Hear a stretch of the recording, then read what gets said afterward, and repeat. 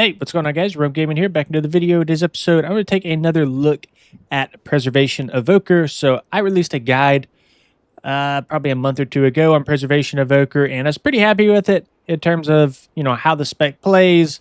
However, I personally was not that great at it. I had a core understanding of how it played, but translating the talents and the knowledge of the tree over to like my actual keybinds, something wasn't clicking. So I went ahead and I just picked it up again. I kind of put this spec on the shelf for a while just because I was getting kind of frustrated with playing it. So this video is going to be not necessarily how to play Preservation Evoker, but this is kind of the direction that I'm going with it. So just kind of give you guys an update on what this character is. He's only 590 eye level. It's just an alt. I did just get my 2 set, which has kind of played a big part in how the spec feels. So if we look at the 2 set, reversion healing increased by 10%, not a big deal. And it has a 50% chance to grant 1 additional stack of temporal compression. So temporal compression is something I haven't really worried about in the past, but now as I start to play them a little bit more, I kind of understand how important it is to the spec and just kind of the flow of it. So if you're not sure what temporal compression is, take a look at it here. Type in compression.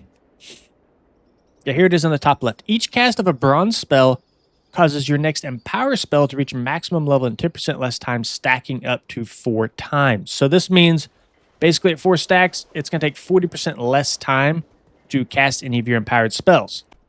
So going back to our 2 set, 50% chance to grant 1 additional stack of temporal compression. So whenever we cast a reversion on ourselves, let's just use that for example, we cast a reversion on ourselves. In this specific example, we only got 1 stack, but that had a 20% chance, or excuse me, a 50% chance to add 2 stacks. So this is a very core sort of part of playing Preservation Evoker, and it should just kind of happen naturally. It's not something you have to focus on too much, but it is there, and you should be aware of it. So that was one of the things that kind of made Preservation Evoker feel very sluggish to me before, is like, I'm trying to get a, let's say a 5 stack or a 5 charge Spirit Bloom here, and it's taking me like almost 4 seconds to cast this. So you want to make sure that whenever you're casting an empowered spell, you're at like 2 to 3 plus stacks before you do that. It will make the spec feel so much better. But that's not really the main point of the video. The main point of the video is like, what's kind of your filler? Like, what are you supposed to be doing after you cast your big cooldowns, after you cast a big Dream Breath, after you cast a big Spirit Bloom? Like, what's kind of the filler? And that's kind of where I've struggled in the past, is what am I doing outside of cooldowns? What am I doing outside of my big spenders? And a lot of the confusion for me came around Echo. So if you're not familiar with what Echo is, let me just bring it up really quick. So Echo, this costs essence. We work off an essence-based system, and I'll just read it out here. Wrap an ally with energy, healing them for X amount, and causing your next non-echo spell to cast 1 additional time. So basically, this allows us to duplicate our spells onto our allies. So for example, I can say I have a party member here. I can cast an echo on them, and then I can cast a Chrono Flames on myself, and the Chrono Flames will also hit my ally because they have echo on them. So this whole time I've been kind of confused, like, when do you use Echo? Like, is this like a really combo-based healer? And it is. Preservoker is a very combo-based healer, but not as much as I thought. And what I mean by that is, it's not really...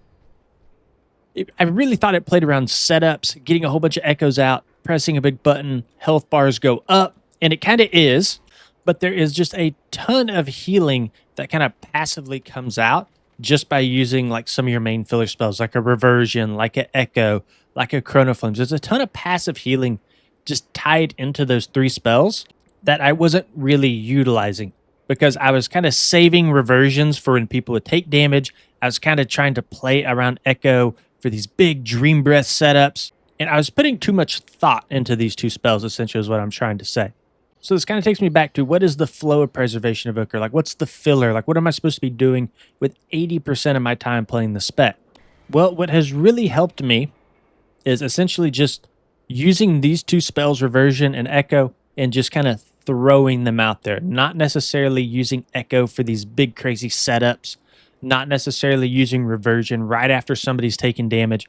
just quite literally sending them out. And the reason that this is pretty good, and the reason it's kind of working for me, is because if we go back to temporal compression, I have a weak art here that kind of tracks this. You can see it very faintly right here. But as I build stacks by casting bronze spells, you can see I'm at 3 stacks. We'll cast one more.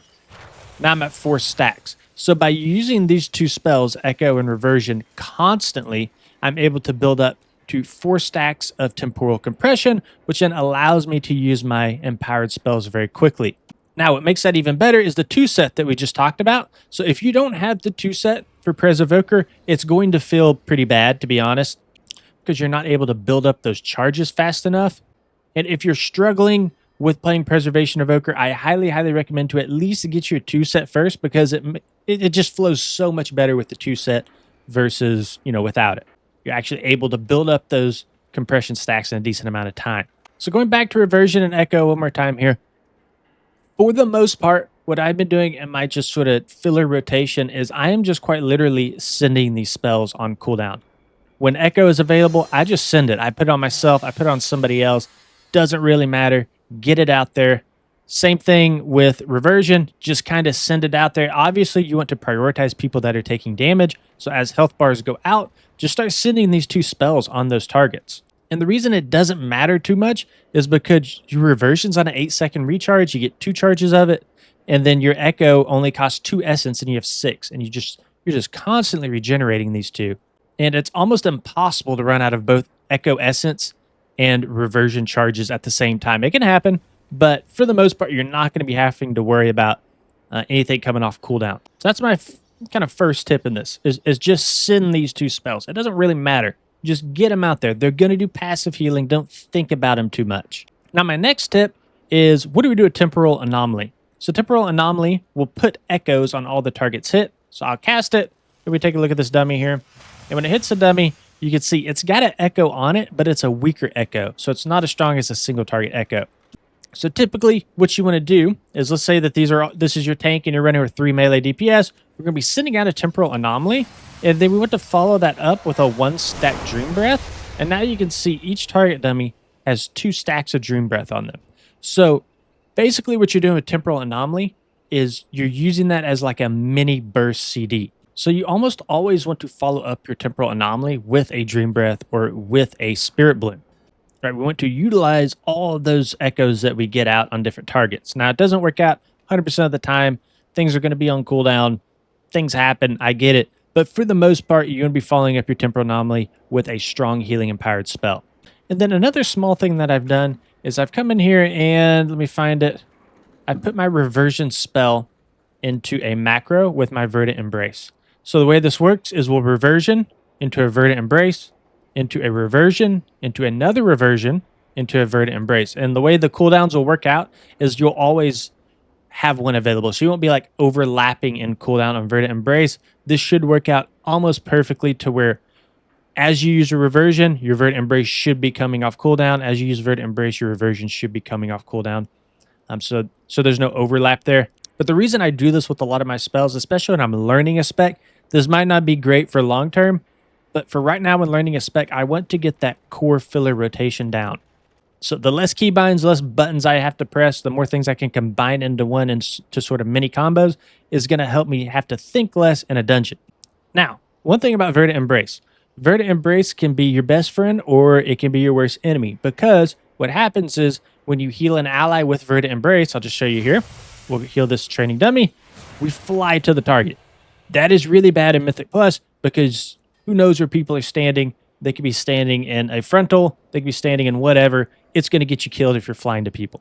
So to work around this is when Verdant Embrace becomes available to us again, what we can do is instead of Verdant Embracing them, we can just echo them and then we can Verdant Embrace ourselves.